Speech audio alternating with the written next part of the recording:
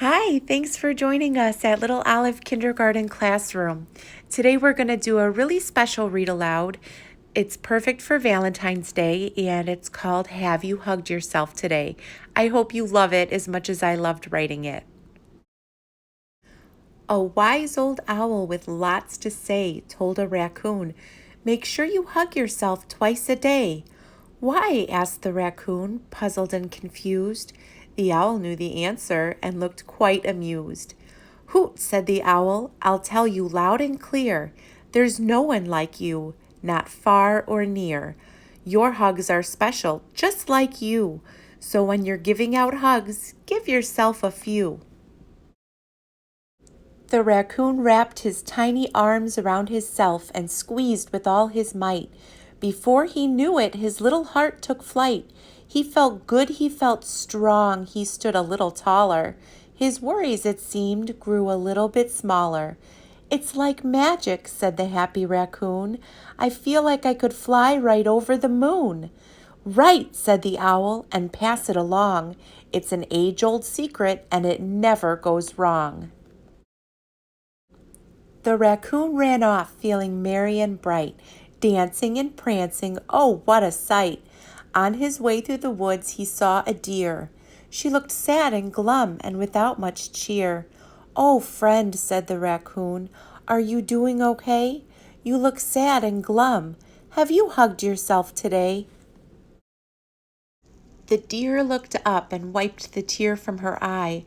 "No, I have not, but I'll give it a try." The deer wrapped her arms around her body so tight, squeezing and hugging with all her might.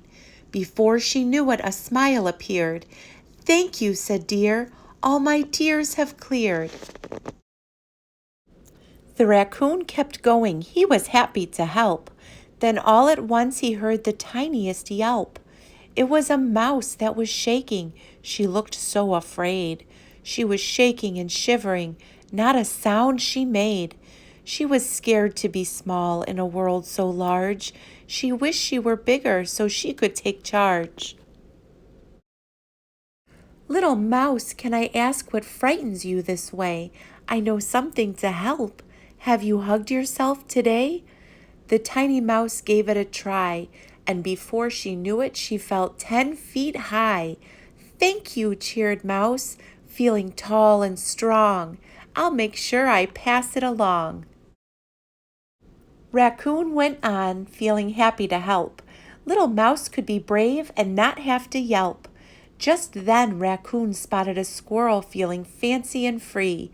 He ran up and down almost every tree. He was happy and celebrating a job well done. He gathered more nuts than anyone. "I'm so happy for you, my friend in the tree. No wonder you are celebrating and so full of glee." "Thank you," squeaked Squirrel, and he began to cheer.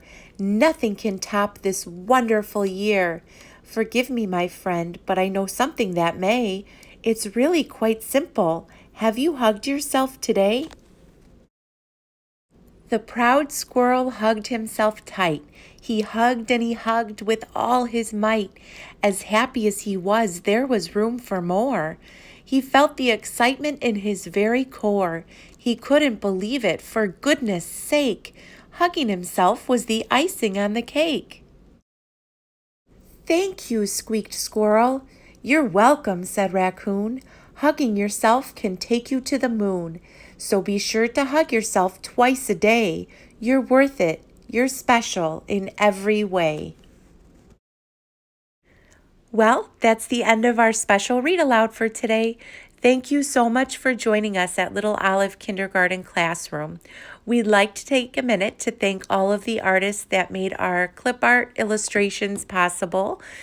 And I hope you loved the story. Happy Valentine's Day.